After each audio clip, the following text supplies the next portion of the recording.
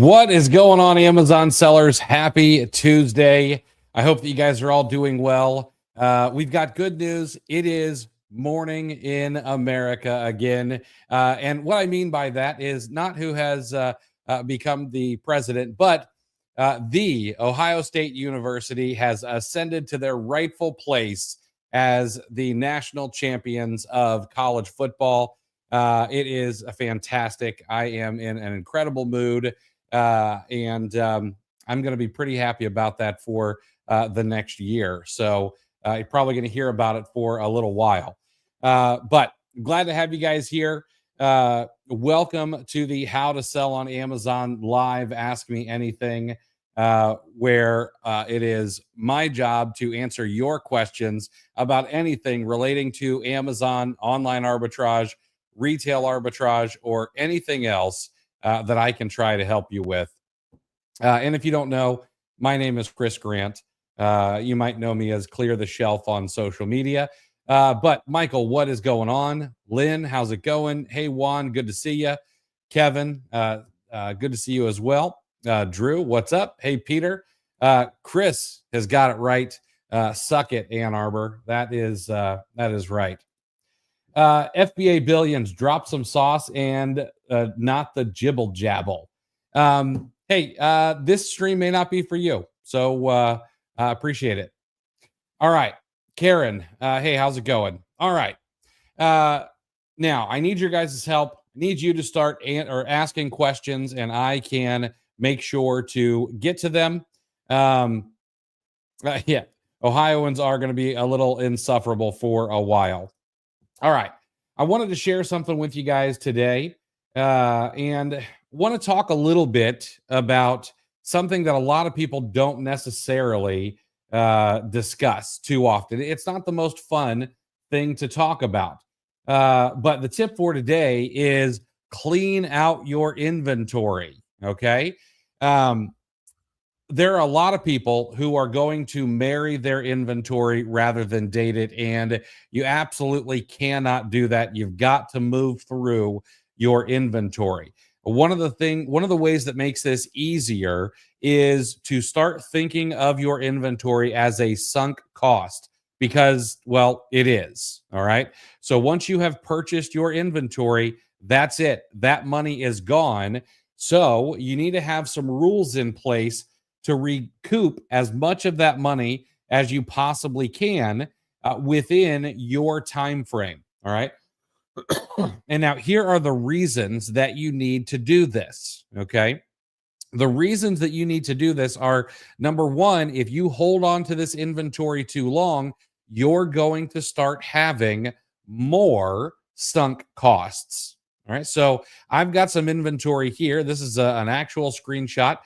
Don't have too much inventory. We had 1, 2, 3, 4, 5, 6 SKUs that need to get liquidated here.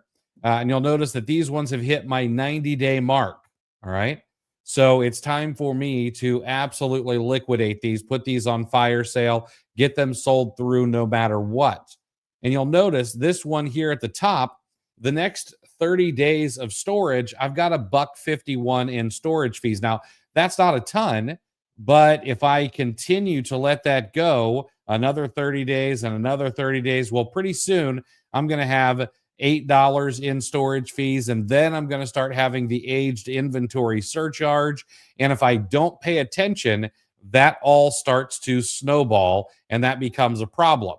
Okay. Now, there's another reason to get rid of this inventory, and that is cash flow. And now a lot of people think that cash flow has to do with the profit that is on top of what I'm going to make back when I sell a product. But that is not always the case. Sometimes it is just cash flowing through the business. All right. Even if it is at a return that is negative or less than I want it to be. All right. And so you need to be okay with that. You want to, of course, make sure that this is not a significant percentage of your inventory, but you need to get rid of the stuff that is older. Now, I wanted to show you this because there's a really easy place And I always get asked, well, how do I go find exactly how old my inventory is? You need to go to your FBA inventory page. It's the page that has all the product details on it, has the image of your item, and then there's usually a SKU that you can click on to go to SKU economics, and it's going to tell you how many you have on hand and how many are excess. And then in the inventory age column, and if this isn't turned on, you'll need to edit the columns that are in here. Uh, you will need to go in and click on the little eye icon right here, and you'll be able to filter by age. All right. And once you filter by age, I always put it by descending. So it gives me the most amount of inventory at the top. These are the ones I want to get through the fastest. And so maybe I'll be a little bit more aggressive on these if I've gone a little too deep. But I am a serial test buyer. So I don't have hundreds of ASIN or hundreds of units of any particular ASIN. These ones just happen to be bad buys. The bottom fell out. All right. So I need to get through 22 units on this particular ASIN. And so it goes to fire sale. And the reason I put the most at the top is chances are these are going to be where my highest fees are. Now, not always. You'll notice that this monthly storage fee is 26 cents compared to this 8 cents. But my guess is I forget what ASINs those are now off the top of my head. But my guess is that this is probably larger than this item. This may be a fairly small item. Okay. Now, once you have this data, you're going to want to go over to your repricer and you're going to want to create some sort of liquidation strategy. Now, I don't know, whatever repricer you use, I use Aura. We've got a liquidation strategy set up, and then we can go in and select that, and it will fight for the buy box very aggressively. And we lower our minimum price down to, at this rate, down to usually a negative 20, sometimes a negative 30% ROI to try to get this moved out as quickly as possible. All right. And get that cash back, reinvest it. I do have a graph somewhere that talks about how much you would need to make back on the next ROI to make up for a loss, but I forget where I put it. So I'll grab that for you guys some other time. Yeah, and all right, let me go ahead and get to some of these questions here. All right.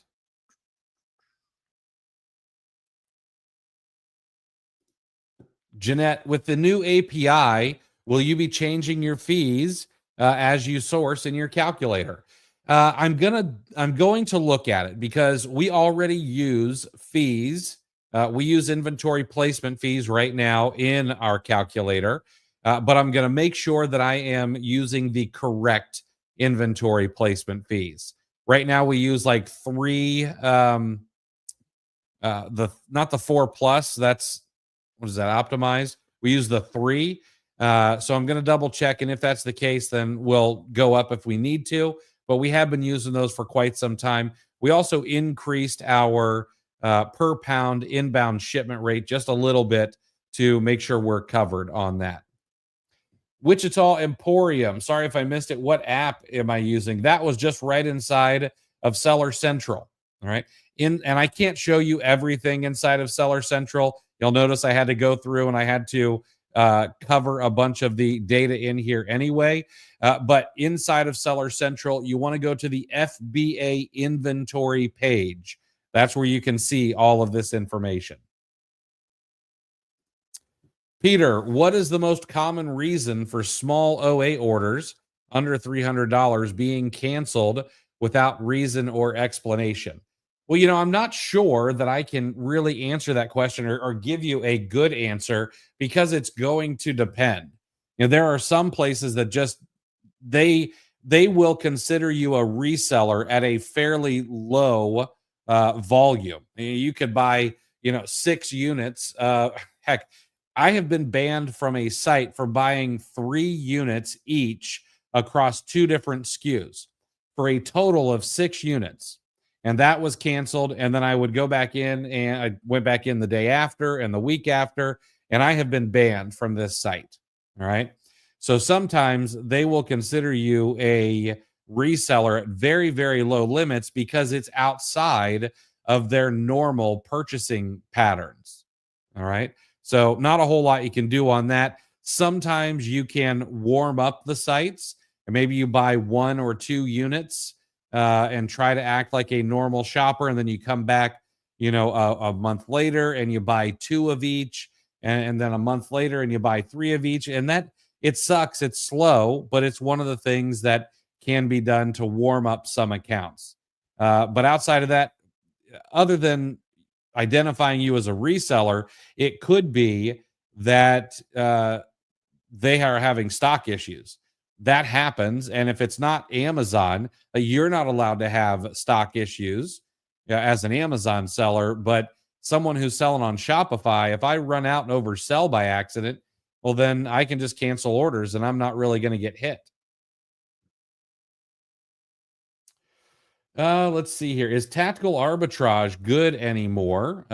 From Palm Tree Dogs. They lost the Kohls and some of my other top searches. So Palm Tree, my guess is that you may actually have your settings wrong. Bear with me just a moment here while I get logged into my tactical arbitrage account. And I'm going to go to the product search. I am the wrong. I'm in the. I have too many accounts here. Let me go to the right one. There we go. Let me go to the product search. Oh, that's strange. Okay. Kohls is gone. Kohls must have been broken. Let me check one other place here. Get you an answer on this.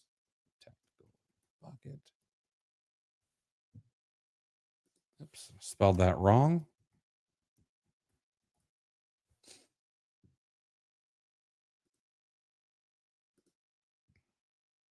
Kohls is one of those pretty important ones, so chances are it will be fixed pretty quickly. Yeah, it's in the hospital at the moment, but that one will have to get fixed pretty quickly. And I'll tell you what I'll do is I will go over and I will shoot a message to them and see what's going on. But yeah, tactical arbitrage is still worth it. They'll get that fixed. Corey, while I can't rely on my Detroit Lions, I can always rely on Chris answering Amazon. Yeah, absolutely, man. Absolutely. I appreciate that. Thank you. I will not rub it in too hard. How much time should we set aside for the infinite lead session this week? My goal is to get through that in about 75 minutes or so. That will totally depend on the number of questions that come in, Lex. And I appreciate that alley-oop. If you are interested, on Thursday, 2 days from now, January 23rd at 2 p.m. Eastern and again at 7 p.m. Eastern, I'm going to be doing a live free webinar. All right. I'm calling it the Infinite Lead System, but essentially I'm going to show everybody how to never run out of leads. All right.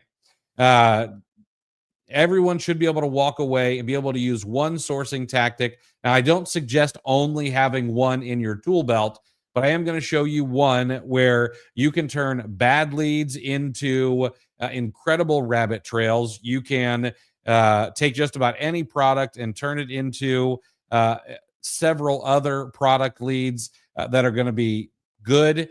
And I'll show you guys exactly how to do it, answer every single question. If you want to get registered for that, you can go to cleartheshelf.com/webinar. That's also down in the video description if you're on Facebook or YouTube watching this. But cleartheshelf.com/webinar and get registered. All right.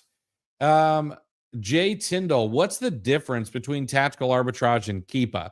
Tactical arbitrage is an automation tool. All right. And I think that maybe in a week or two, we may go through very quickly on some of these lives how to use it. But it's an automation tool. You say, hey, I want to source at this store.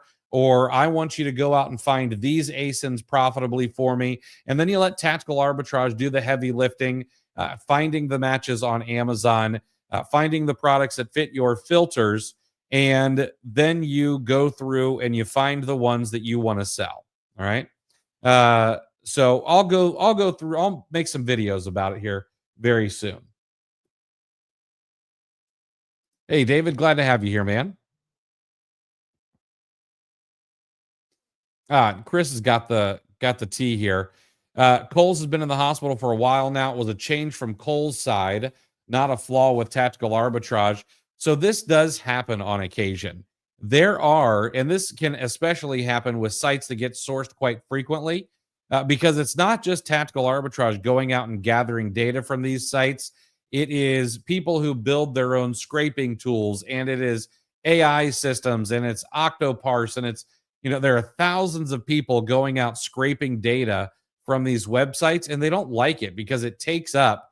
I actually got in trouble once for scraping data from a website. They reached out to me via a DM because they could tell who I was, and I was really slowing down their website.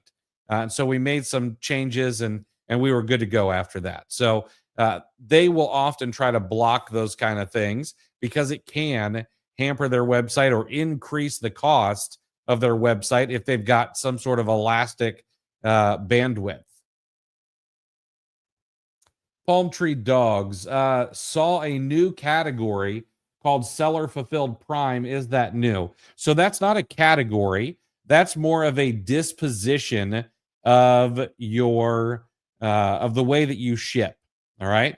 So some people can sign up to list their products merchant fulfilled, but they can offer it with a Prime badge. Right. And that's because they ship within very strict terms of service from Amazon, and it'll show Prime just like it's being shipped from Amazon. But you got to get it to the customer fast. You got to have really good shipping metrics and things like that. And I can't remember what the other things are, but that's what it is. And my opinion is the juice is probably not worth the squeeze on that one.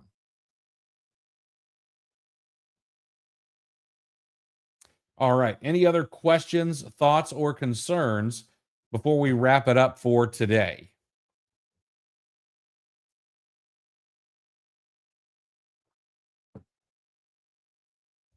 A much quieter bunch than I expected today.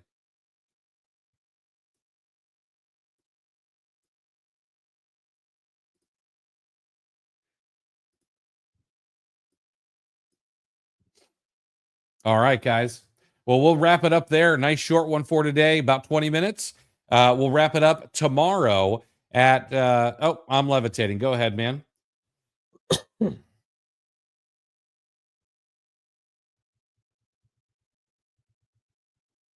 Oh, I get it. Yeah, it is cold here. All right, guys. Well, we'll wrap it up there for today. If you've got questions, let me know. Tomorrow, I will be back at 5 p.m. with my co-host, Chris Rasick. We'll talk a little Amazon news, and then we'll answer your guys' questions as well.